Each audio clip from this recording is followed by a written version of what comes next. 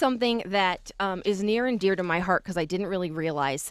And this is make sure if you're going to dress up your pet, because coming up in our next segment, we will be talking with a representative from Handy Dogs, and they have Dogtoberfest coming up where you bring your pets and you have them dressed up. I didn't realize you should really try the costume on your pet and see how it does, because if your pet is trying to get out of it and you're not paying attention, let's say a little witch hat on your cat or something, yes, it can end up choking itself and you don't realize. It could be strangling itself on this costume, whether it's Velcroed or whatever it is, and inadvertently hurt itself. And so I wanted people to be aware if they are going to be dressing up their pets to make sure that they try the costume on, they see what the reaction is, and you don't leave your pet alone if it is in a costume. That's correct. Very, very good. That's great advice. The other advice that I want to remind you about is that Halloween is scary to our pets.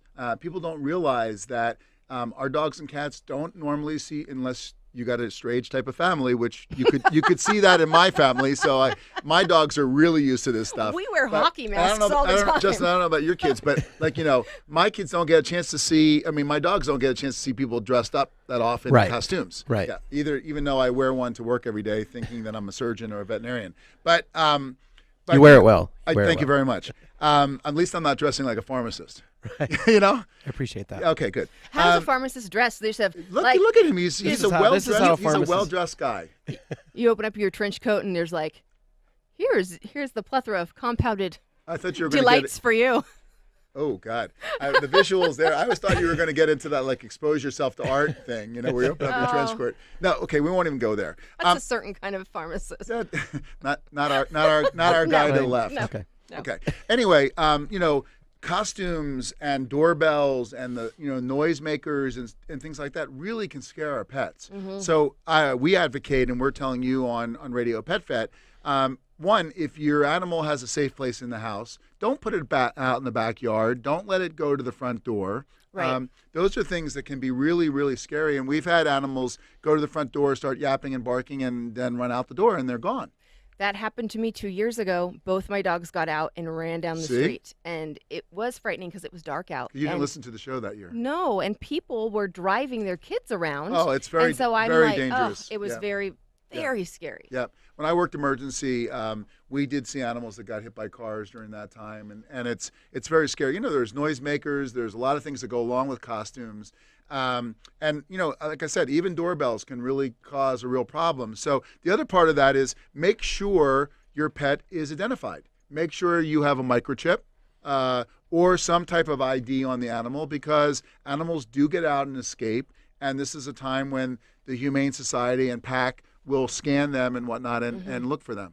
If you don't normally have an ID on your pet, you can also just go and buy a cloth type collar. Yep. And you can write your pet's name and your phone number in big black Sharpie and put it on them just in case for that night. Sure. So along those lines, with the costumes being scary and trying to keep your pet protected from that, one of the things that I've done in the past is walking my kids around the neighborhood. I've wondered whether or not I should take my dog with me on a walk, and you're thinking that's probably not such a good idea. It depends on how. I mean, your dog, probably knowing you, is probably a very stable animal and does very well. But most animals really will find something in the costumes or whatever that really kind of freak them out. Right. And so that concerns me, because then they get.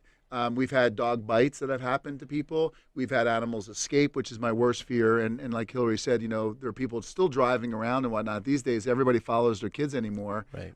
It's not like when my mom would kick us out the door and say, "Okay, come back in a couple hours and bring your candy." Mm-hmm. You can't. People don't do that anymore. Unfortunately, our society has kind of changed that way.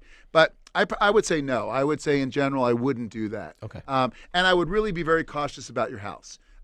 People are, like I said, tend to leave them in the backyards, and kids walk by the backyard. There's lots of noisemakers. There are a lot of reasons why our animals would really get upset, and we just don't want to see anything happen to them. It's very important. The other thing I want to mention is be very careful on cat identification. People talk about collars, and make sure if your cat's wearing a collar with an ID on it, that it's a breakaway collar, because what people don't realize is cats get out and they have a solid collar on, and they get caught on a tree or a limb or something like that, and they can hang themselves. People don't even know that that happens, but it is a very common malady. So again, I'm a really big believer in microchipping. We use Home Again microchip. It's now gotten even smaller. The needle's even smaller. But here's a situation where anybody that's a humane society, a shelter, even a veterinary clinic, a new animal comes in, we scan them. And we've actually found animals that people have found didn't tell us that they had found the animal, and it ended up belonging to somebody else and replacing them. And most clinics, there's one in my neighborhood, and when I found a dog, I Yep. walked the dog over and I Yeah. said, will you scan it? And they scanned Sure. for a chip right then and there.